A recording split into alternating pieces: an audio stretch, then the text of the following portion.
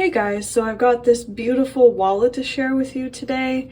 I looked for a long time and couldn't find the style number or official style name anywhere online.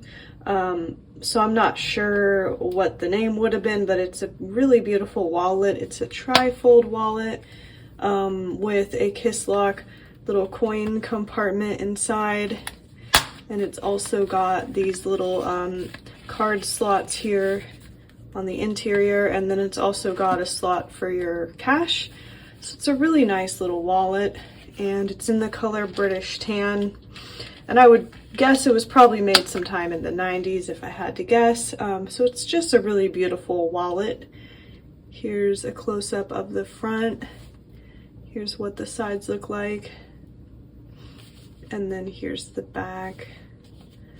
And then when you open it, here's what it looks like. It's got this little snap closure.